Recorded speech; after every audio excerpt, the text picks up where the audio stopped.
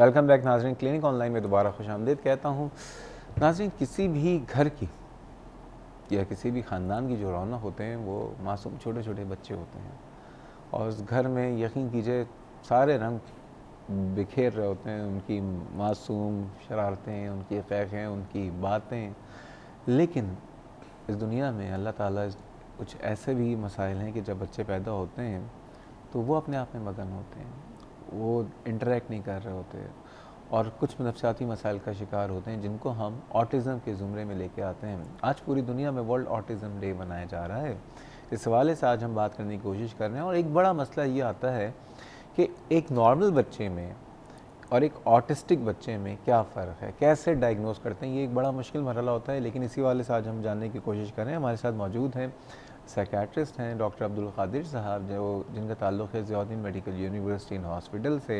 Doctor साहब ये बताइए, और एक और बात डॉक्टर साहब से बात करने से पहले कि प्रोग्राम लाइव जा रहा है, आप शरीक हो सकते हैं। अगर आपको अपने बच्चे के हवाले से कोई तशवीश हो तो नंबर आप स्क्रीन में देखते रहेंगे। डॉक्टर साहब ये बताइए, अब जो बातें हमने की हैं, ये बताइए कि क्या वजूहत होती हैं जो कि इस दुनिया में एक बच्चा आता है तो ऑटिज़म का शिकार होता है। कोई जेनेटिक रीज़न है या माँ बाप की कोई फैमिली में या कोई लाइफ स्टाइल में कोई प्रॉब्लम होती है जो कि बच्चे इस बीमारी का सबब बनता है? बुनियादी तौर पे इसकी वजूहात होती हैं, यह है कि हम कहते हैं कि हयातियाती बायोलॉजिकल, उसमें मोरूसी जेनेटिक्स, और यह है कि ऑर्गेनिक ब्रेन में कोई होता है। मोरूसी 50% केसेस में 50% जो हैं उनके भाई बहनों में भी उस तरह का प्रॉब्लम होता नहीं, है। मतलब मौरूसी का मतलब क्या कि उससे पहले उनके वालिद वालदा को या नाना नानी दादा दादी 50% जो स्टडीज़ हैं, मैं आपको यही बता रहा हूँ कि जो स्टडीज़ हैं उसमें ये है आया है कि 50% उनके जो बच्चा होता है उनके भाई बहनों में भी नज़र आया है। तो इससे ये अंदाज़ा होता है कि मोरूसी जो एलिमेंट इसमें है, यानी फैमिली में कहीं पीछे से चल रहा है। जी। उसके अलावा यह है कि दूसरी वजह यह है कि ब्रेन का उनका जो एक साइज़ होता है वो बड़ा होता है। बड़ा होता है जी, नॉर्मल ब्रेन से। ओके।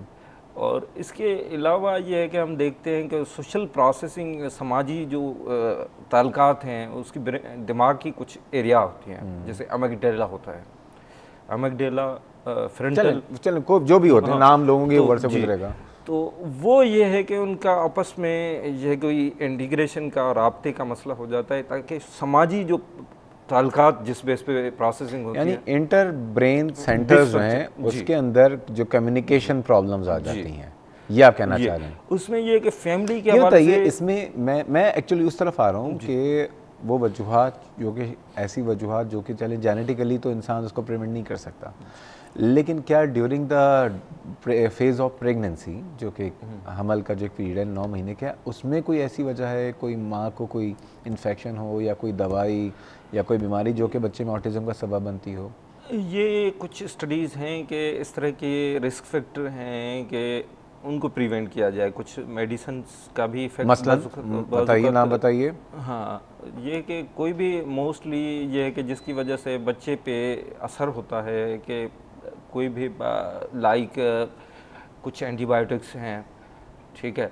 उसके अलावा ये है कि मोस्टली जो टेरेटोजेनिक ड्रग्स हैं, लिथियम हैं, दूसरी हैं, बड़ी दवाओं की सेफ कैटेगरी में बिल्कुल कम दवा। यानी इन शॉर्ट ये ड्यूरिंग द प्रेगनेंसी दवाओं का इस्तेमाल अगर किया जाए तो वो डॉक्टर के मशवरे से किया जाए, क्योंकि अगर अपनी मर्जी से आप कर रहे हैं तो यू नेवर नो कि वो आगे जाके बच्चे में ना सिर्फ ऑटिज्म बल्कि किसी और बीमारी का सबब भी बन सकता है, जहनी माजूरी का सबब भी बन सकता है। एनीवेज, मिसेस शोएब हमारे साथ लाहौर से, उनको शामिल गुफ्तगू करते हैं। अस्सलाम वालेकुम मिसेस शोएब। वालेकुम अस्सलाम। कैसी हैं आप? ठीक हैं? डॉक्टर साहब आपको आवाज़ आ रही है? जी बिल्कुल आ रही है। जी नहीं, मैं डॉक्टर साहब से पूछ रहा था। जी मिसेस शोएब, मुझे डॉक्टर साहब से सवाल तो ऐसा कोई नहीं करना। आवाज़ स्पीकर की मैं चाहूँगा कि ज़रा स्पीकर की आवाज़ खोल दी जाए।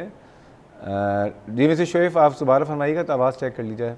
जी अब आ रही है? बिल्कुल आ रही है जनाब। अच्छा, मेरा डॉक्टर साहब से सवाल तो ऐसा सच कोई नहीं है, लेकिन पिछले कुछ महीनों में और कुछ सालों में I have come across so many autistic बच्चे ना, और मेरी फैमिली में भी एक आध रहे हैं। उसकी वजह से कुछ रिसर्च करने का भी थोड़ा सा मौका मिला।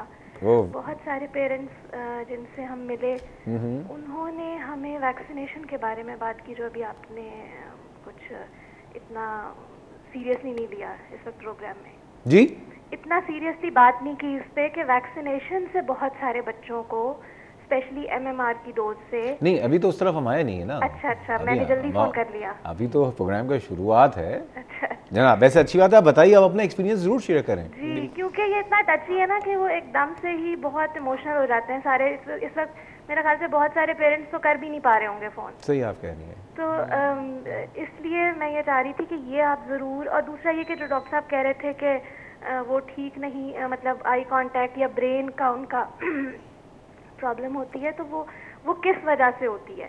जो हमने रिसर्च की या जो हमने देखा, हमारा जो बच्चा था वो बिल्कुल ठीक ठाक था और 18 मंथ्स में जब उसको वैक्सीनेशन हुई तो सेकंड डे से वो रिएक्ट करना शुरू कर गया। अच्छा। फिर हमारे ही रिलेटिव्स का एक और बच्चा था, ओके, उसकी हुई, वो with in an hour react करना शुरू कर गया। यानी वो बिल्कुल नॉर्मल था, बट आप ये कह रही हैं कि मामा पापा अब्बू 1 2 3 4 5 6 जी जी, और उसके बाद वो रिएक्ट करना शुरू कर। वैक्सीनेशन कौन सी, specially MMR? Specially MMR. Doctor साहब, डू यू एग्री?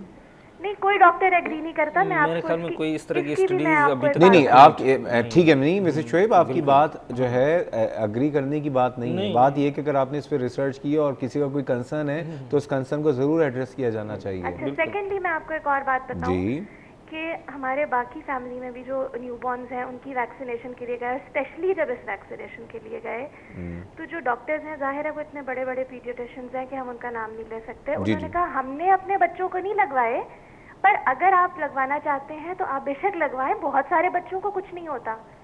ये कौन सी वैक्सीन की बात कर रहे हैं? ये एमएमआर की बात कर रही हूँ।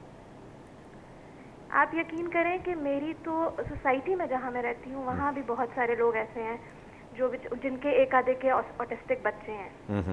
तो ये इतना सीरियस इशू है और पाकिस्तान में इसको इतना इजीली मेंटली रिटार्डेशन करके छोड़ दिया जाता है। बिल्कुल आप सही कह रहे हैं कि आप यकीन नहीं कर सकते कि वो बच्चे जब रात को रोते हैं या शोर करते हैं, और वो बच्चे शोर सिर्फ इसलिए करते हैं क्योंकि वो एक्सप्रेस नहीं कर पाते।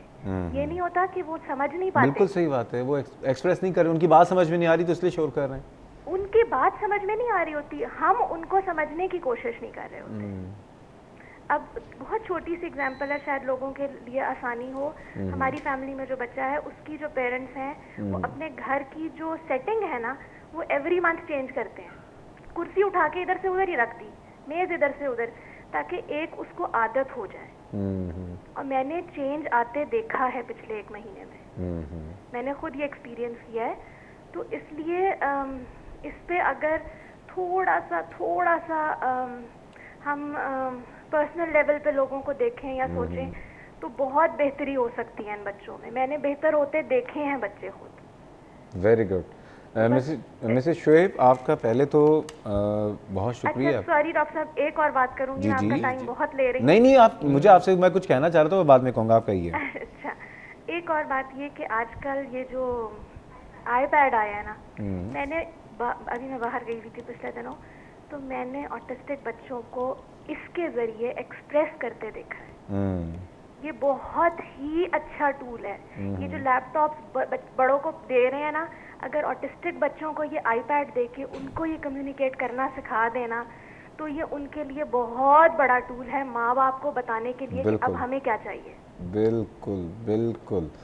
आपकी बात कंप्लीट हुई है? जी, मेरी बात कंप्लीट हो गई। पहले तो मैं आप लाइन पे रहिए, मैं आपसे मैं एक बात कहूँगा। इस वक्त हमारे मुल्क में जहाँ हम सिर्फ़ और सिर्फ अपने मुल्क को बुरा कह रहे हैं और हम कोई इस मसले का हल नहीं चाहते, आप जैसे लोग, I am very grateful to you कि आपके अपने घर में, एग्जैक्ट अपने घर में नहीं है, लेकिन फिर भी आप कोशिश कर रही हैं कि कंट्रीब्यूट कर सकें।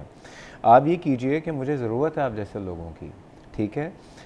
डॉक्टर्स कोई भी अमूमन, ठीक है, बहुत सी चीज़ें होती हैं, एविडेंस के बेस पे हम काम करते हैं, लेकिन ये कि आज जो आपने एक बात कही है वैक्सीनेशन के हवाले से, ये मेरा आपसे वादा है कि मैं प्रोफेसर ऑफ पीडियाट्रिक्स को यहाँ 2 नहीं 3 नहीं 10 को ला के मैं इस बात को कंफर्म करवाऊँगा, वेरीफाई करवाऊँगा कि क्या MMR से ऐसा कुछ होता है या नहीं होता। डॉक्टर साहब से भी पूछूंगा।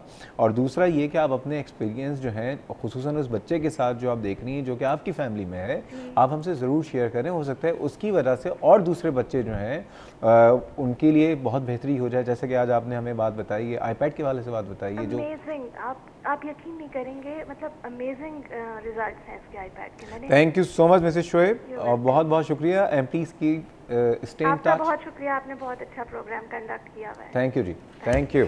नाज़रीन, आप लोगों के जो एक्सपीरियंसेस हैं ना वो बहुत वैल्यूएबल होते हैं, और ये सोच के आप कभी फ़ोन ये ना कीजिएगा कि मैं फ़ोन नहीं कर रहा, हो सकता है कि हम डॉक्टर नहीं, हमारी बात को वैल्यू नहीं दी जाएगी। बिल्कुल आपकी लाइफ के जितने भी एक्सपीरियंसेस हैं वो बहुत ज़रूरी हैं, और उसकी एविडेंस की बेसिस पे हो सकता है कि मेडिकल वर्ल्ड में बहुत चेंज भी आ सके, क्योंकि जो मेडिकल पेपर्स होते हैं वो एविडेंस की बेसिस पे होते हैं। अब एक एविडेंस दिया है मिसेस शोएब ने, मज़ीद बातें करेंगे क्या ऑटिस्टिक बच्चों के लिए बेहतरी की जा सकती है, सारी बातें करेंगे। जा रहे हैं दोबारा एक छोटे से ब्रेक पे, हमारे साथ रहिएगा।